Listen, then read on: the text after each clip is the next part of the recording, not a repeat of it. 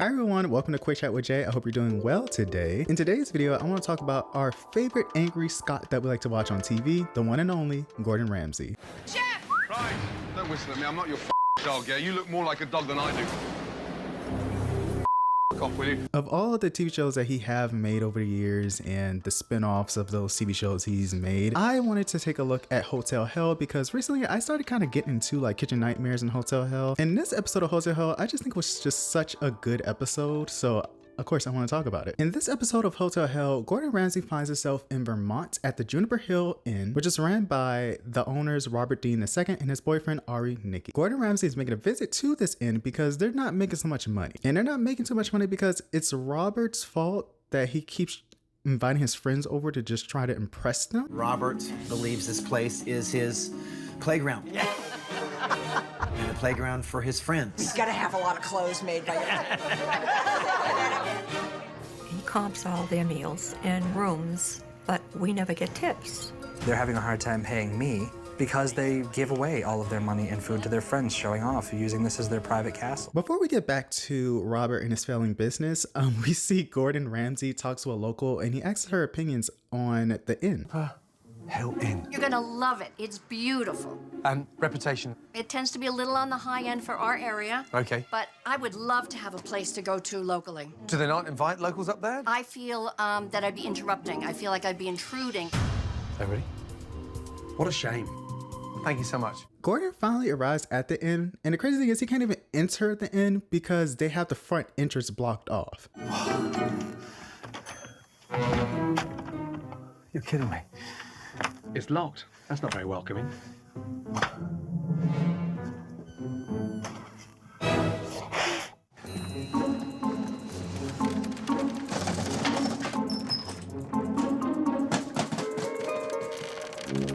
But Robert, he tries to give like an explanation as to why they have to block off the front entrance. To be honest, I just think that he did that because he was just trying to delay Gordon Ramsay from actually entering because he did not have the room ready for him yet. This is actually our entrance, and in the winter, because of snow, Really? we have to keep that locked, because Why? otherwise the snow load comes off and kills people. Kills people. Yeah, it can. Have you killed anyone so far? No. Anyway, Gordon starts walking through the place and he already has something to say about the main area. Where's all this stuff from? An aftermath of a antiques fair. Yeah. This looks like it could be a beautiful room, but you can't tell because it's stuffed with so much clutter. That's the reception desk. No. My God, so what is that? That is our bar right now. You are kidding me. This is the bar. Yes. With what? That? Martinis. Martinis. Oh, Yeah. God bless him. And then they get into how much trouble this business is really in. This place per week is turning how much? We're lucky if we're doing, $15,000 a month. What does it cost to keep the place open? 30. Really? Yep. Unfortunately, my partner lost his job. We expected him to have his job for a little longer. You must have gained a substantial payoff or retirement. It's all been put into this. How much? Over $1 million. $1 million into this already? Yes.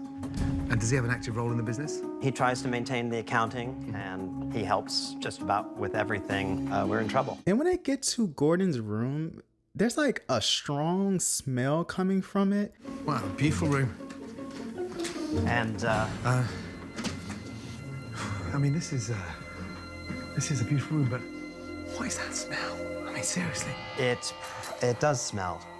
Yeah, that smells shit. I mean, that is horrific. Oh my God, it smells like sewage. We had a plumbing issue, and It's like someone's shut under the bed and... How much? This room goes for $350 a night. $350 a night for a room that smells of shit.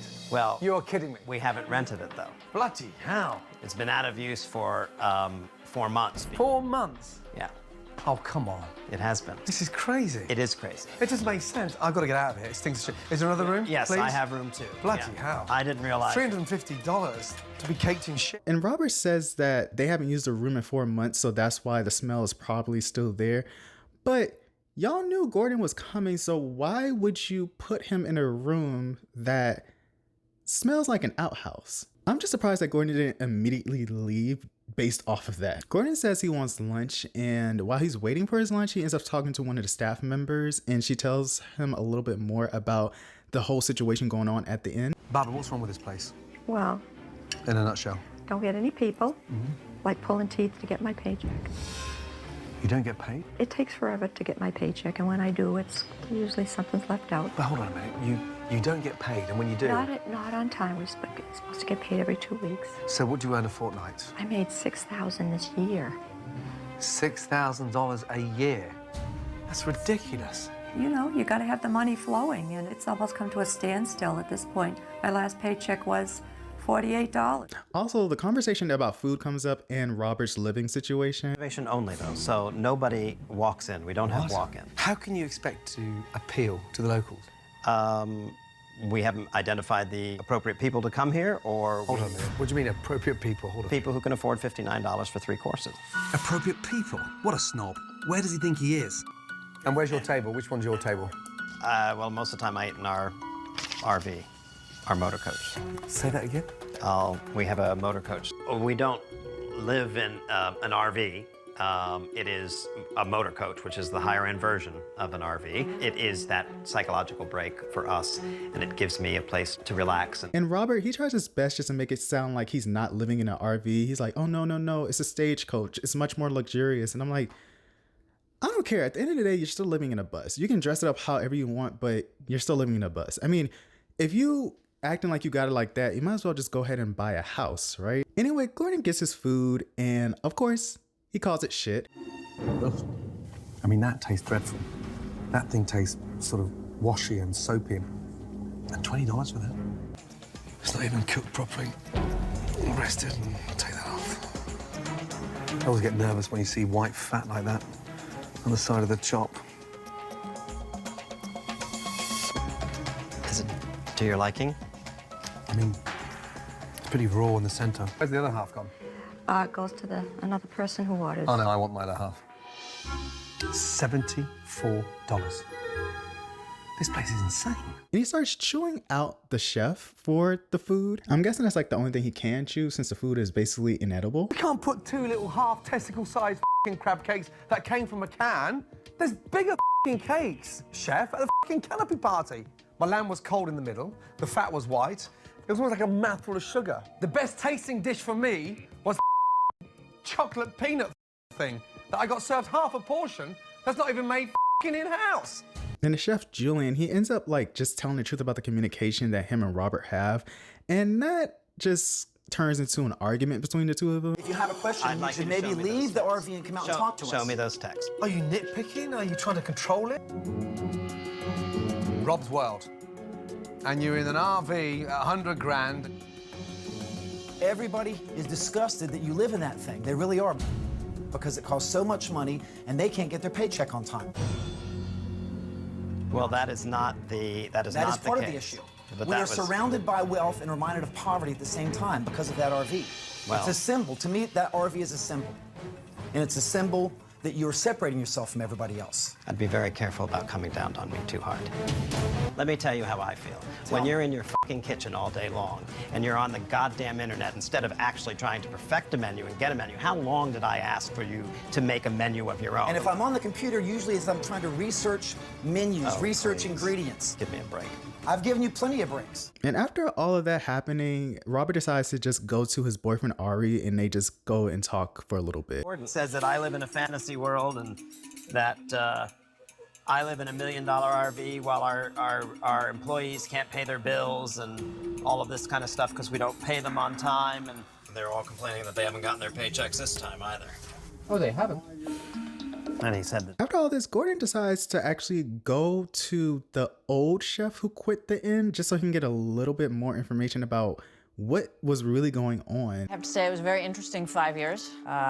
Things were going very, very well, and then all of a sudden, 2 years into it, they stopped answering the phone. Robert, I think, thought he was too important to answer the phone, or he was too busy doing other things. So preoccupied and distracted in a way Very, that- very preoccupied and distracted, and not focused at all on maintaining his own business. Wow. I was getting cut out of a living when they did all this stuff. I used to earn $40,000, $50,000 in one restaurant, and now I'm down to earning 15. Were you paid on time? Not very often. Really, everyone keeps saying the same thing over and over again, and it's the fact that Robert doesn't like to pay his employees, and he just seems like he's up his ass. Gordon Ramsay even spoke with the estate manager who works at the inn, and he shows him like all the stuff that Robert is hoarding in this house. If you want to see the root of the problem, let's go to the basement. To the basement? Yes, please. Jesus, what's in there?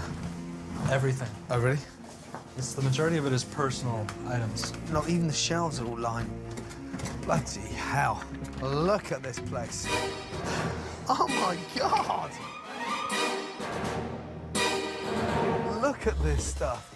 Stereos, wine racks, quilts, chairs, tables, copper pans, more chairs over there. Look at these. Robert prides himself in having to have the very best of everything. And of course that raises a question like, okay, if you can afford to have all this stuff in your house, why is it such a problem when it comes to paying your employees their wages? I gotta say, see, be glad it wasn't me working for him. I would have called employment lawyers. I would have called the Better Business Bureau. I would have called the local news. Everybody's gonna know about him not paying me. Later on that night, Gordon Ramsay gets a real live look at how they run their business because more people are there than usual because they heard that Gordon is there at the inn. And let's just say it does not really go that well. Problem one. Robert and Ari, for some reason, decided that they will seat everyone down at once. And because of them doing that, this led to problem two. Because everyone is seated down, there's a bunch of orders coming into the kitchen and they can't really handle it. Chef, I'm making a change on 21. Write it down. Don't tell me. Just write it down. There's an order. Are you guys kidding me with all these orders? Who sat everybody at once like this? Your best friend. We don't know about pacing? Who's writing the tickets? Do you mean table 4, table 5? Some of them have names on them, some of them do not. And number three, Ari and Robert are kind of like annoying their guests. This is from 1800, and it was painted for opera house, because you know what it is. What is it? Come on, everybody has to know what that is. It's a Hannibal going across the Alps with the white elephants. Everybody should know that. Really, these people are looking like, if he doesn't shut the fuck up and just give me my food, like, I do not give a fuck about what you are talking about right now. Also to add, they just have a piss poor ticket system, and that just leaves people not getting their drinks and food on time. And if they do get their food, it's just a mess. Clearly, Robert has no idea how to run a hotel. Yeah, So me too. Yeah, go on. I'm trying to straighten out the damn drinks because we lost 30-something drinks. God. Robert, we lost 30 drinks. At least. I often find drinks not written down or just a lack of follow-through. And it's a big problem when we're trying to make money. There's no communication between the bar and the dining room, so people get served drinks, but no one remembers to charge for them. But we're losing big money. No kidding, and they're losing their checks, and I'm going crazy trying to figure out a system. The ticket system is bogus, and as I feared, seating everyone at once is already causing problems for the staff and the guests. It's not very warm. It's burnt. With guests now suffering and the kitchen falling apart from Robert's ill-managed seating, Come on. I have to step in. At this point, Gordon has had enough and has seen enough, and he goes ahead and calls a team meeting after their dinner. Gathering everyone in one room, Okay. I can get to the root of the problem. I've never seen a hotel, an inn, in such disarray. There needs to be structure, and there isn't structure. It's just like a scramble. It's a mess. As everyone is voicing their frustrations, Ari decides to get buck with the chef. There's nobody here that is in control, willing to take charge. I did 40 fucking dinners by myself tonight. I could help you, and you've Excuse never me? asked. I can cook the rack of lamb. Excuse me? Bragging about Excuse making me. one plate is nothing to brag about. Excuse me. Excuse me.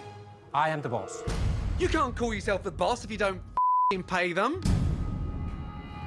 Robert says that he doesn't give the money on time because the checks could end up bouncing. Every pay period, there is a problem with the checks. Every pay period, there's a problem with the checks. and a lot of- I don't know what the problem is, but I know it's the same two people And you doing get it. to know about it first, or do you have to go ask him for your salary? I always ask for it. That's absolutely wrong. And the reason is... He's lying. No, he's not lying. I would rather have them wait than write a check that's going to bounce. Because I would call a lawyer on him because he is literally begging for someone to do it. I can't imagine working for someone and not knowing when I'm going to get my check because it's never on time. Then Robert says one of the most disrespectful things you can say in front of your employees. Well, when are you going to stand up and start showing some respect for your team and start growing a pair to sort of understand the mess you're in? I understand the mess we're in. Right. I'm fighting for the team. You dug the hole Yes, we and did. put them in it. So they're They don't have to work here. Oh my I mean, God. you know, the bottom line is... Oh, how dare you? No, they don't have to work here. How dare you? Like, I don't understand how he can just disrespect his whole team like that, because each one of them could easily just walk away and leave him and his boyfriend in the sinking ship. While Gordon Ramsay was talking with estate manager Ryan again, the conversation about people not getting paid comes up. What do the colours mean? Help me understand that. Green means they're paid in full. Red means they have not paid. Oh my God. I have 50 room nights. That's between November and December. Well, Just the 2 months. average, they're $200 a night. But it's like $10,000 in revenue. That's $10,000. They're running it almost like a clubhouse, almost like they're trying to buy friends. And he learns that the owners have actually been like taking the servers' tips. This is insane. This is like a private club for him. He's worked with the servers before and accepted a portion of the tips. Oh my God. And this leads Gordon to go ahead and confront Robert about like what he just heard, because that's insane that you're taking tips from your employees like that. Not only do your friends not leave tips, but when people do tip the staff, you take a share. On nights that I work, I did take tips. That is disgusting. Why do you think you got a right to that? I have tried to work with my staff to teach them that this is the way I want service done. You're so bad. I take a percentage of the tips based on the amount of work that I do. Yeah. And who does the books on those tips? Ari. Do you honestly need a 70-year-old lady's tips? This man has so many excuses when it comes to him not paying his employees and trying to justify the way he treats them. Luckily, his friend unknowingly snitches on him when he calls her. You haven't got the fucking balls to call your friends and ask them to leave a tip. Yes, I do. Call them then.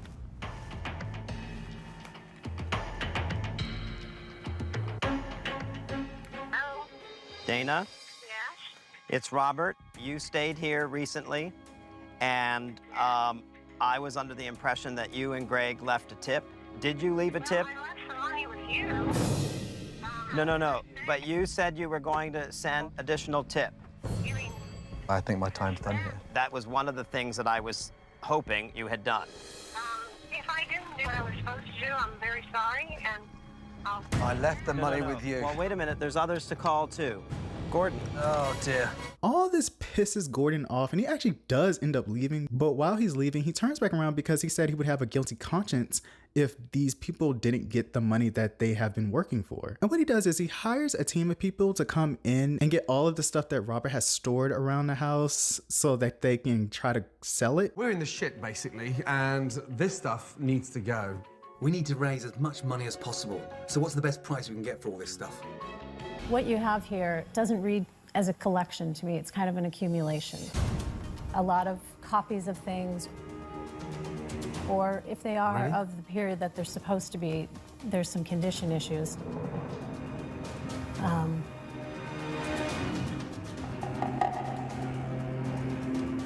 I would say about 25,000.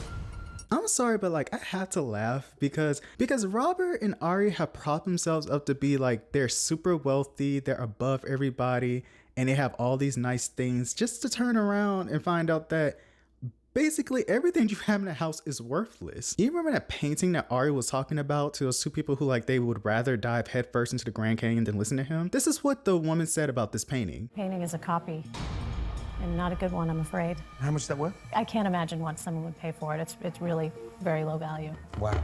Robert, I thought you said it was expensive, 18th century. Well, it's dated. I dated 17. It is, but it's not actually of that period at all. Here comes my favorite part of Hotel Hell. So the next day, Gordon asks Robert and Ari to talk to him up in his room, and when they go in there, there are recent guests who stayed at the inn in that room. Very disappointed. Didn't meet expectations. From the moment I walked in, with no greeting, no check-in area, I was totally lost. And the bar's a joke. Should not even be there, folks. It looks as if it's set up for a wedding. The hospitality is nice, but everything else fails. Raise your hands if you'd come back, please. Not like it is. Not like it is. Gordon also gets Robert to apologize to Julian when they're like trying to set up the new menu. Talk to me. Excellent. Fabulous. And the Brussels sprouts are really good, too. You've actually leafed them, and it's very pretty. I didn't make any of this. Julian cooked everything. Robert, have you got something you'd like to say to your chef, Julian? I'm sorry that I haven't given you the freedom to do what you need to do. I'll give Robert this, at least he's willing to change and learn and grow, because he ends up apologizing to his whole crew. And also with his apology, he also goes out and he invites some of the locals to come to the inn just so that they can enjoy the inn like how it's supposed to be enjoyed by everyone in the surrounding area. Gordon gets his team of people to come and make renovations to the inn to make it a little bit more inviting to people, and they start running things a little bit differently this time, but eventually Ari ends up getting in the way, and with him getting in the way, he ends up being very disrespectful to one of their staff members, Sarah. Sophie, our poodle, she shouldn't be in there. I mean, it's a place where we eat. Come on, Sophie. Come on, come. That's not for you. Come on. Come on, honey. Excuse me. Come on, come. I take care of the dog, okay? Excuse me. The dog shouldn't be in the bar. He's on the seats eating the food. Really? I am the boss, okay? Don't ever talk to me that way again. Excuse me. Don't ever, and I mean it. I'll be in my room, and I don't need to be yelled at. Now, to be honest, can I be honest for a second? I don't really care for Ari. I feel like he keeps this dark aura and he's just annoyed by everything. Maybe that's just his face, but I just feel like that's how he is. He just acts bothered by everything, and he's quick to get rude with people, and that's not a good thing to have when you're a manager and you're in the hospitality business. I'm just gonna jump through. So Gordon tells Julian that he needs to communicate more well in the kitchen because that's the way that they'll be able to get things out much more quickly. Luckily, Julian takes this advice and it really does help with getting things in and out of the kitchen. Ari ends up apologizing to Sarah while giving her this very uncomfortable and forced hug. And Robert, he starts working a little bit more harder and letting people know that he really appreciates them being at his business. And it really does pay off because everyone is having a good time. Basically, Gordon has done his job here and the business seems to be doing well. I hope it is still doing well. Oh, I guess not. Oh, that's kind of unfortunate. I told you I was right about Ari though. It seems that there were new buyers who bought the hotel, so maybe it's still around. I mean, it's been some years and there hasn't really been an update about that, but yeah, that is today's video. I hope you enjoyed it. If you want to see me talk more about some of Hotel Hell or even kitchen nightmares, let me know down below in the comments and I will make videos about them. If you like this video, please make sure to like it. If you want to see more content like this from me, please make sure to subscribe. I hope you're having a good day or night at the time you're watching. Take care. Bye.